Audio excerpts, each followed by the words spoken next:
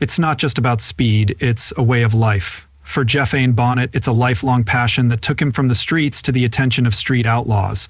Along with his partner in crime, Shaw Farm Truck Whitley, they've put on crazy races with crazy builds and unforgettable moments. But in a world where the stakes are so high, so are the risks. Ain has faced many challenges in his racing career, but nothing compares to the tragedy that changed everything. What really happened to Ain, and how did it affect not just him, but also everyone else? This is the untold story of Ain's heartbreaking tragedy. AZN is more than just a racer, he's a standout character in Street Outlaws. Fans love him for his sharp wit, fearlessness, and down-to-earth personality, which have cemented his place in the street racing community. But how did he get to where he is now? AZN was born in Oklahoma on August 3, 1981. His heritage is a mix of cultures. His mother, Matsu Bonnet, is Japanese and his father is Japanese. His father, Dennis Bonnet, was an American veteran who served in the U.S. Army and did a tour in Vietnam. He started college in Oklahoma City, but his love for racing had been there from the start. He grew up watching street races and developed a deep love for cars early on. His first car, a 1964 Chevy 2 Nova, was bought in high school and was the start of his journey in the racing world. His dad loaned him $2,800 to buy it, probably thinking it was the perfect first car for a teenager. He remembers how hard it was to learn how to shift that old 3 on the tree and work the pedals to keep the revs down on that 6-cylinder engine. But, like any true gearhead, the first thing he did was do a V8 swap. The inline 6 was replaced by a 383 small block Chevy with GM Vortec heads and a scat bottom end. That Nova became more than just a car. It was the first one he took to the drag strip and got a ticket.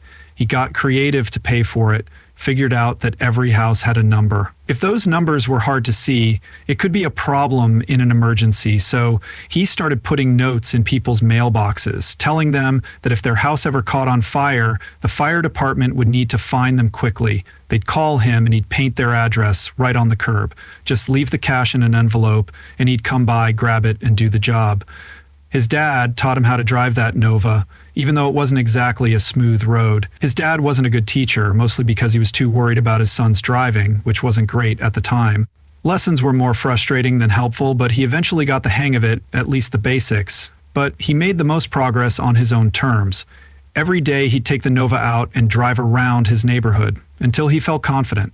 Then he'd move on to another neighborhood, and finally the city streets. Although he got better at driving, one of the hardest things for beginners is stopping on a hill in a manual car and hoping the car doesn't roll back. Of course, that Nova wasn't perfect. At one point, it started leaking, which made for some awkward dates. The bushings wore out and the car would get stuck in second gear, so he'd be mid-sentence trying to explain what was going on while crawling under the car to fix it, getting all dirty in the process. He always says that your first ride kind of sets the tone for what kind of car guy you become. Some focus on custom paint jobs, others on lowering suspensions, and still others on mastering the art of driving. For him, that Nova wasn't just a car, it was the spark that lit his future. It showed him exactly what he wanted to do: make cars faster, keep upgrading, and push the limits. It wasn't just about horsepower, it was about mastering control, sharpening both. Yet when AZN was only 16, he lost his mother to cancer, leaving him heartbroken and feeling completely alone. Then, just a few years later in 2001, tragedy struck again. AZN's father died of a bad heart valve, teaching him how to drive and work on cars for the first time. Losing both parents at such a young age is a weight that few can fully understand, and the pain doesn't just go away with time. After his dad died, AZN met Shaw. A young and hungry AZN challenged Farm Truck Wheatley to a race to show what he could do, and maybe even keep his dad's memory alive in his own way. He lost, but what he got in return was something even better: a mentor, a friend, and someone who became like a second father to him. From that day on, AZN and Farm Truck were locked in, and that's when he saw Farm Truck's race-ready C10 pickup. Fast forward to 2013, and AZN made his debut on Street Outlaws on the Discovery Channel, brought street racing to the public's attention, showing Oklahoma City's best drivers competing against each other and challengers from across the country.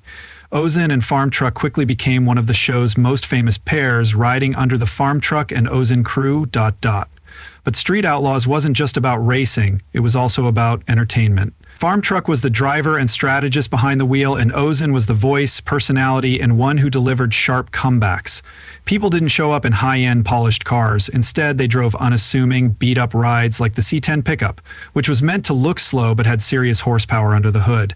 At some point, AZN sold his 1964 Chevy Nova 2 to another enthusiast, who wanted it more at the time, but he never felt good about it. Looking back, it was a mistake. His life was changing, and selling the car seemed like a good idea until it was gone.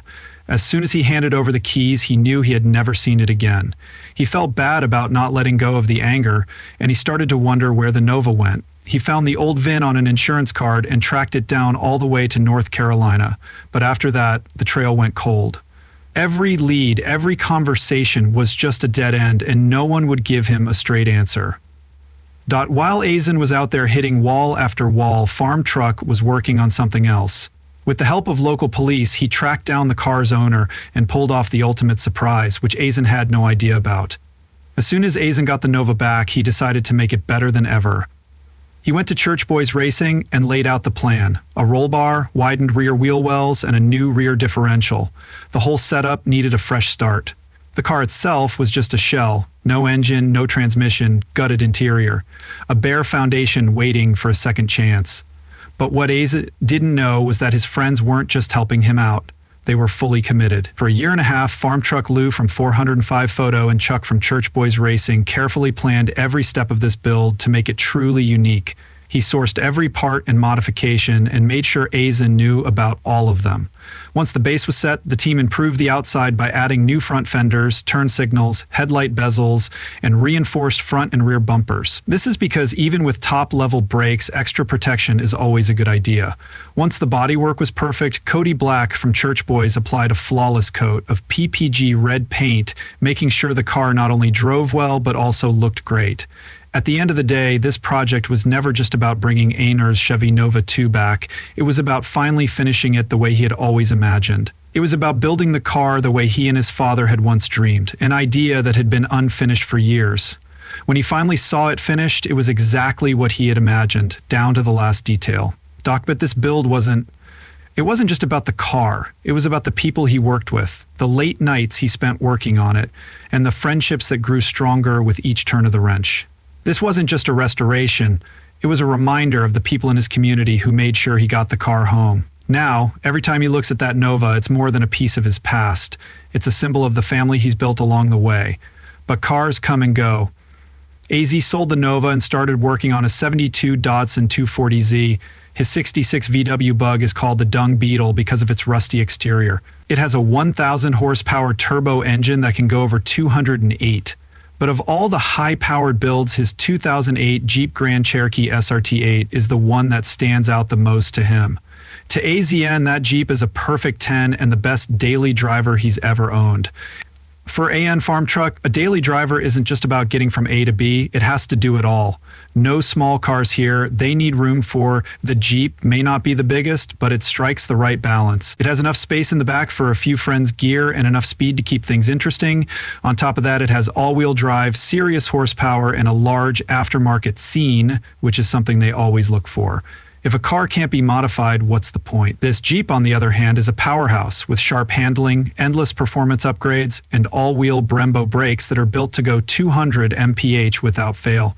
It's not easy to find a used SUV with that much capability, but for ANI, this one met all of their needs. It's been on the show a few times, but their everyday cars don't get much screen time because the focus is always on their race cars.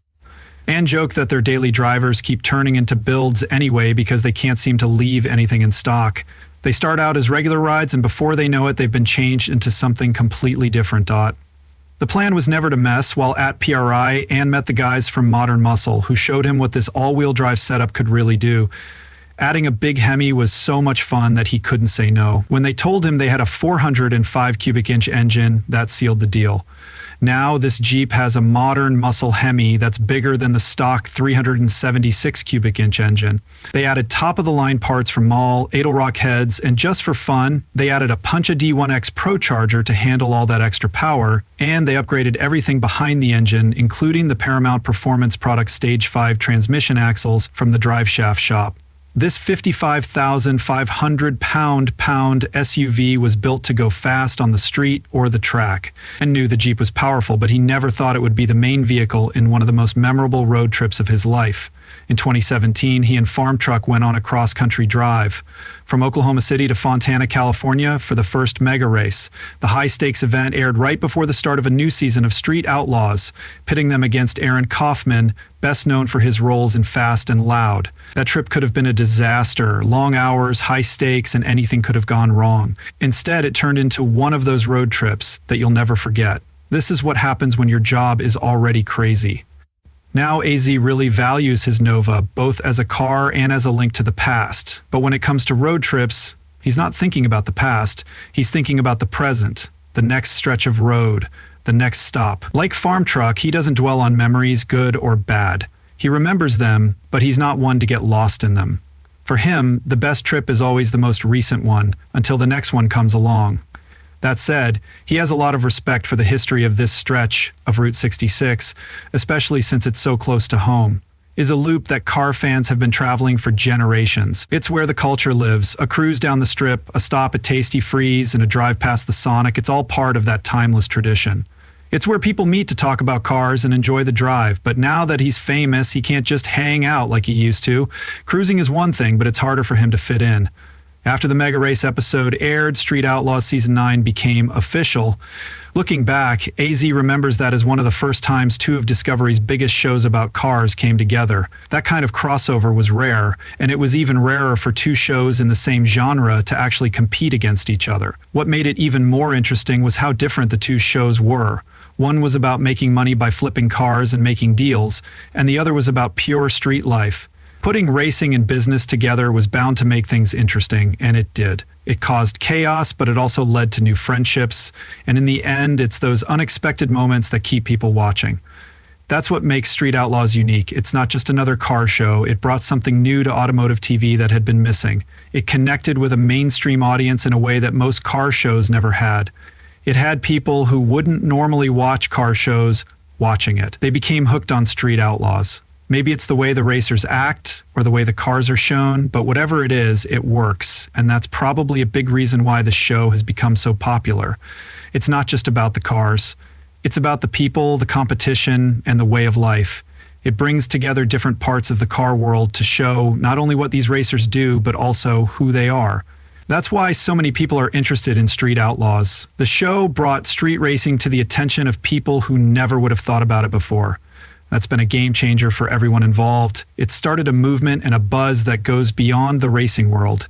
Today, Street Outlaws is a household name, and the people who make it don't take that for granted. But what happens when these street racing legends face a whole new kind of chaos? The Farm Truck, Whitley, and Jeff and Bonnet made a name for themselves by doing crazy stunts and hustling street races in OKC with their old Chevy pickup.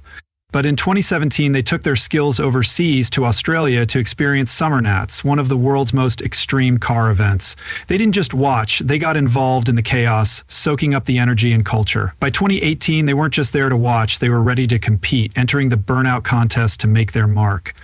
Now, Australian car culture is on a whole new level. There are different levels of burnout contests. Some are just tire spins in a parking lot, while others are full-on shows with loud engines, lots of smoke, and completely destroyed tires. The crazier the show, the higher the score. It's not just about power, it's about putting on a show that makes the crowd roar. Farm Truck and AN weren't going to sit on the sidelines after seeing that, so they got in touch with students at the Canberra Institute of Technology.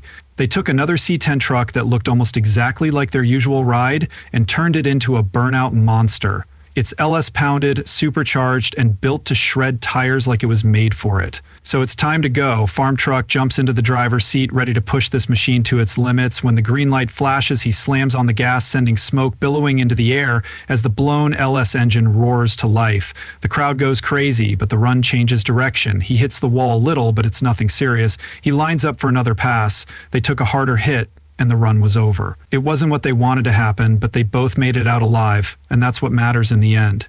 They quickly became famous in the world of street racing, which led to the premiere of their own show, Street Outlaws Farm Truck and AN, on January 10, 2022. The show featured their unique vehicle builds, elaborate pranks, and high-stakes street races. Outside of Street Outlaws, AN also appeared on Garage, Their influence goes beyond racing and TV. They opened the F&A Firehouse, a store selling clothing, accessories, and gear inspired by their racing lifestyle. As of 2023, Ann's estimated net worth is $500.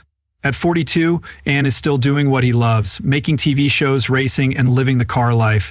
He's been through a lot and had some hard times, but he's never given up on his dreams. There's more to him than just racing. He's an inspiration and a real hero in the world of street racing.